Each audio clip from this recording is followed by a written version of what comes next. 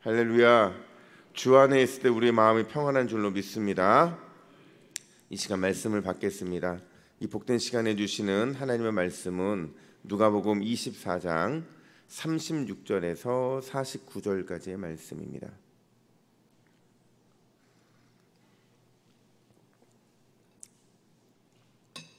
신약성경 141면 누가복음 24장 36절에서 49절 제자들을 찾아오신 이유라는 제목으로 오늘 말씀을 받겠습니다. 우리 36절부터 한 절씩 교독해 읽겠습니다.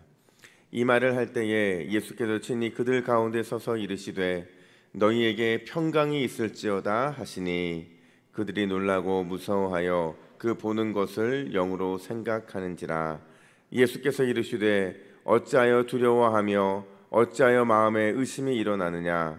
내 손과 발을 보고 나인 줄 알라. 또 나를 만져보라. 영은 살과 뼈가 없으되 너희 보는 바와 같이 나는 있느니라. 이 말씀을 하시고 손과 발을 보이시나 그들이 너무 기뻐함으로 아직도 믿지 못하고 놀랍게 여길 때에 이르시되 여기 무슨 먹을 것이 있느냐 하시니 이에 구운 생선 한 토막을 드리니 받으사 그 앞에서 잡수시더라. 또 이르시되 내가 너희와 함께 있을 때에 너희에게 말한 바 곧 모세의 율법과 선지자의 글과 시편의 나를 가리켜 기록된 모든 것이 이루어져야 하리라 한 말이 이것이라 하시고 이에 그들의 마음을 열어 성경을 깨닫게 하시고 또 이르시되 이같이 그리스도가 고난을 받고 제3일에 죽은 자 가운데서 살아날 것과 또 그의 이름으로 죄사함을 받게 하는 회개가 예루살렘에서 시작하여 모든 족속에게 전파될 것이 기록되었으니 너희는 이 모든 일의 증인이라. 볼지어다 내가 내 아버지께서 약속하신 것을 너희에게 보내리니 너희는 위로부터 능력으로 입혀질 때까지 이 성에 머물라 하시니라. 아멘. 김회건 목사님께서 자신의 책 사도행전이라는 책에 부활에 대해서 어떻게 설명을 하냐면 예수님의 부활은 역사적으로 증명할 수 없는 사건으로 남아있다. 이것은 무엇을 의미하는가? 예수님의 부활은 다른 방식으로 증명돼야 한다. 예수님의 부활을 증명하는 데는 그 방법이 중요한데 그것은 증인의 역량에 달려있다. 예수님의 부활을 갈릴레오나 케플러식으로 증명하지는 못하지만 그분의 부활을 삶으로 사는 사람은 그것을 사실로 믿을 수 있게 한다. 여러분, 이 목사님의 말을 한마디로 정의하면 이런 겁니다. 예수님의 부활은 우리가 어떤 논리를 갖고 설명을 할 수 있지만 증명을 할 수 없다는 거예요. 예수님의 부활은 그 부활을 믿는 증인들의 삶을 통해서만 증명될 뿐이라는 겁니다. 우리가 잘 아는 순교자라는 단어는요, 영어로 마터거든요. 그러니까 이게 헬라어로 마르투스에서 시작된, 그러니까 마르투스는 증인인데, 그러니까 복음의 증인은 복음을 위한 순교자적인 삶을 살아갈 때 비로소 그 증인의 삶을 감당하게 된다 하는 것을 말해주고 있는 거예요. 오늘 본문은 바로 그 내용을 다뤄주고 있는데, 특별히 부활하신 예수님께서 11 제자를 찾아가시는 내용을 다루고 있습니다. 혹시 어제 본문과 이제 오늘 본문 사이에 갭이 있거든요. 어제 본문과 오늘 본문 사이에 어떤 갭이 있냐면 엠마오 길에서 제자들에게 나타나신 예수님의 이야기를 제가 일부러 생략을 했습니다. 왜 생략을 했냐면, 그러니까 오늘 이 본문, 그러니까 어제 했던 본문의 주제와 또 오늘 하는 본문의 주제와 이렇게 묶여 있어요. 그러다 보니까 굳이 엠마오로 가는 그 두 제자 이야기, 이 제자 이야기를 제가 하지 않는 건데요. 이런 겁니다. 어저께 우리가 예수님의 제자들과 여자들이 부활하신 예수님, 그 예수님을 믿지 못한 이유가 어디 있었죠? 선입견이었죠. 선입견. 여전히 무덤 안에 머물러 있는 그들의 생각이 결국은 예수님이 부활했다는 사실을 믿지 못하게 만들었는데, 마찬가지로 엠마오로 가는 제자들 역시도 예수님이 자신들과 동행하고 계시다는 사실을 깨닫지 못한 이유가 무엇이냐? 영적인 눈이 가려졌기 때문에 그래요. 그럼 왜 영적인 눈이 가려져 있었느냐? 예수님의 죽음을 완전히 기정사실화하는 그 선입견에 사로잡힌 겁니다. 그러니까 그들 역시도 여전히 예수님 무덤에 있어야 됐다는 거예요. 무덤에 있는 분이 살아난다는 것은 그들의 상식에서는 이해가 되지 않았기 때문에 그런 겁니다. 뿐만 아니라 심지어 오늘 본문과 어떤 주제가 겹치느냐, 이런 질문을 던지고 싶어요. 엠마오로 가던 제자들에게 예수님이 나타나신 이유가 무엇인가? 또 오늘 본문에서 11 제자에게 직접 나타나셔서 그들을 찾아가신 이유가 무엇인가 하는 겁니다. 그 이유가 오늘 주제와 오늘 제가 생략하고 있는 엠마오로 가는 이 제자들을 만나주신 예수님의 그 내용과 겹친다는 거예요. 왜 예수님은 엠마오로 가는 제자들과 또 예수님의 11 제자에게 직접 찾아가고 계신 것일까? 두 가지 이유가 있는데요. 첫 번째로 제자들을 위로하시기 위함이었다라는 겁니다. 제자들을 위로하기 위함. 우리 36절 말씀을 같이 읽을까요? 36절입니다. 시작. 이 말을 할 때에 예수께서 친히 그들 가운데 서서 이르시되 너희에게 평강이 있을지어다 하시니. 아멘. 부활체의 몸을 입으시고 제자들을 찾아가신 예수님의 입에서 나온 첫 마디가 뭐였죠? 너희에게 평강이 있을지어다예요. 이 평강이라는 단어는요, 헬라어로 에이레네라는 단어인데 그냥 일반적인 평강과 그런 단어를 의미하는 게 아니라 내 몸, 내 영혼, 내 생각, 그러니까 영육이 모두 평화로운 상태일 때 에이레네라는 단어를 쓴다는 거예요. 그러니까 이 말을 예수님의 의도에 의해서 제대로 번역해 보면 이런 말입니다. 눌려 있는 너희 마음이 평화로운 상태가 되기를 원한다라는 겁니다. 과연 이 말의 뜻이 뭘까? 왜 제자들은 눌려 있고 평화를 구하는 인사를 하는 것일까? 그 이유는 여러분 우리가 이렇게 생각해 보면 쉽잖아요. 예수님께서 십자가를 지시는 그 순간부터 시작을 해서, 아니 그 이전에 고문당하시고 또 신문당하시는 그 상황부터 제자들의 흔적은 없었어요. 아무리 눈 씻고 찾아봐도 제자들은 예수님을 버렸죠. 그 버리고 떠나갔던 그 죄책감들, 그리고 예수님과 함께 십자가를 지겠다고 죽는 것까지 따라가겠다고 말했던 그 제자들의 확신이 배반으로 나타났잖아요. 그러니까 예수님은 그 마음을 해결해 주고 싶으셨던 거예요. 37절 보니까 예수님의 부활체가 그들의 눈앞에 딱 나타나자 뭐라고 얘기하냐면 그들이 놀라고 무서워하여 그 보는 것을 영으로 생각하는지라 이렇게 말해요. 믿고 싶지 않았던 거죠.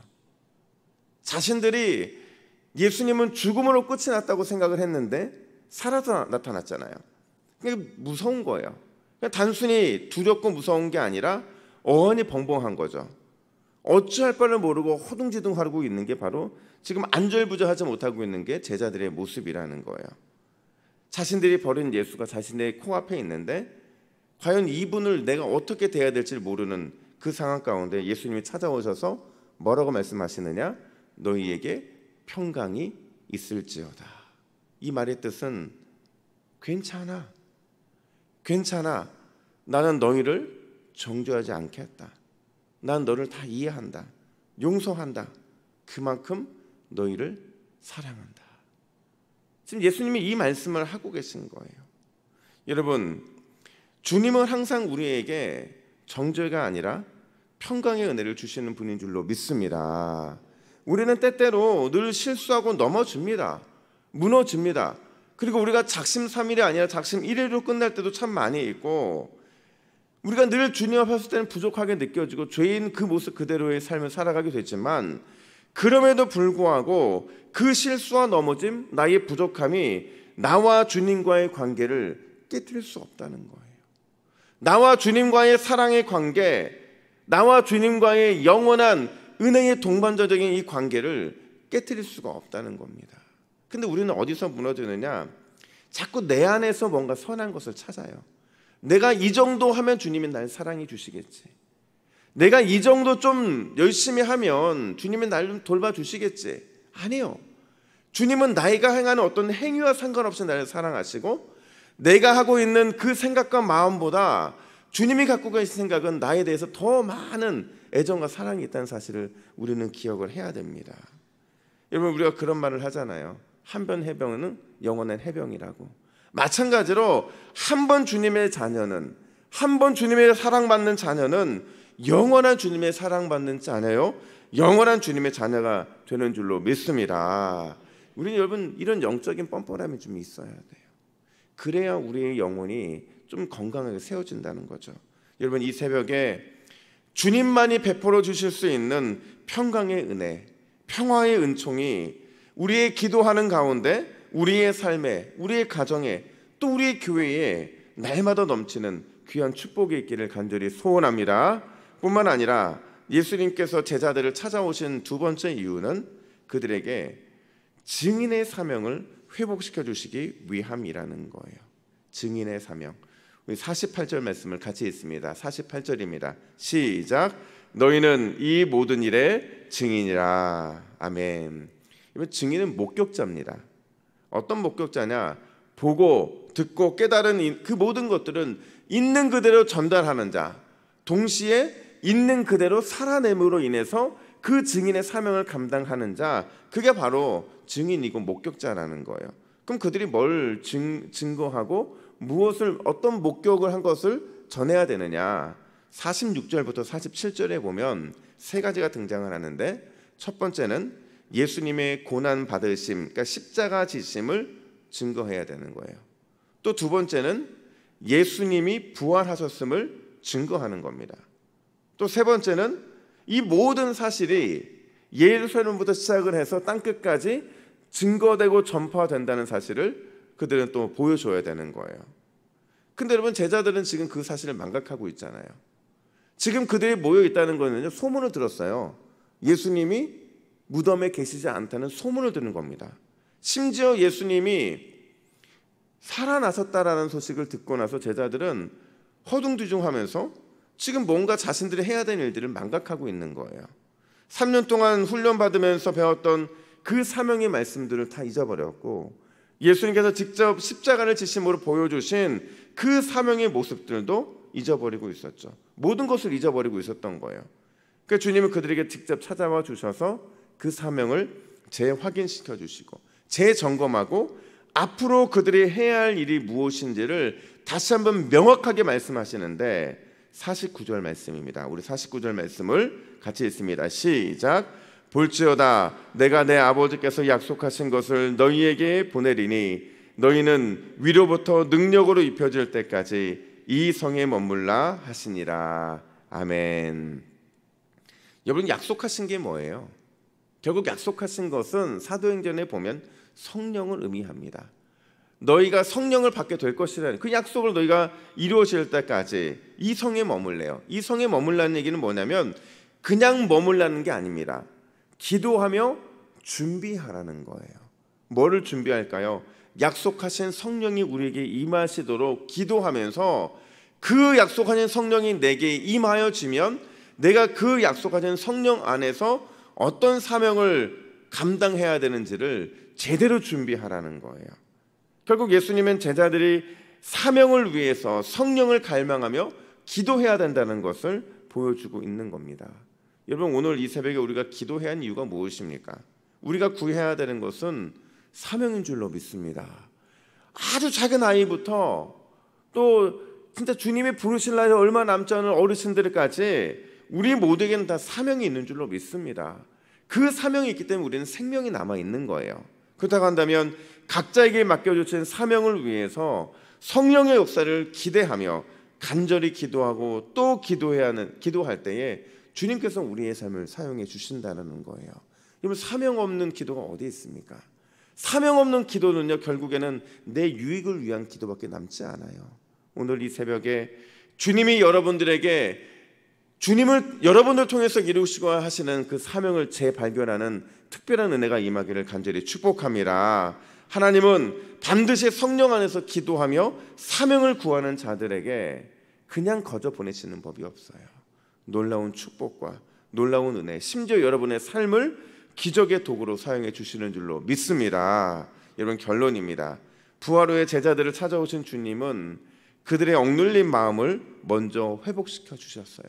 그리고 그들의 마음이 회복되자 그들에게 사명을 재확인시켜 주셨어요. 그리고 그들에게 성령을 구하며 기도하라 이렇게 말씀하고 계십니다. 오늘 이 새벽에 억눌린 마음이 있는 분들은 그 마음이 회복되는 은혜가 있기를 간절히 축복합니다.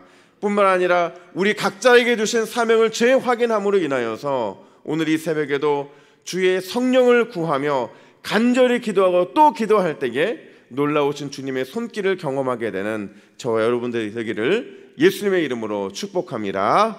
아멘. 함께 기도하겠습니다. 하나님 아버지, 이 시간 우리에게도 찾아와 주실 주님을 기대합니다. 우리 억눌려져 있고 우리의 무너져 있는 삶과 마음을 주님께서 회복시켜 주시고 다시 한번 우리가 살아갈 그 사명을 재확인시켜 주심으로 주님이 원하시는 그 삶이 오늘 이 새벽부터 하루 온종일 주 앞에서 쓰임받는 우리 모두가 되게 하여 주시옵소서. 무엇보다도 우리에게 주신 그 사명을 확인하기 위해서 성령을 간절히 고대하며 갈망하며 기도하고 또 기도하기를 원합니다. 우리의 기도를 통하여 놀라운 역사가 우리의 삶을 통해 나타나게 하여 주시옵소서. 감사드리며 예수님의 이름으로 기도하옵나이다. 아멘.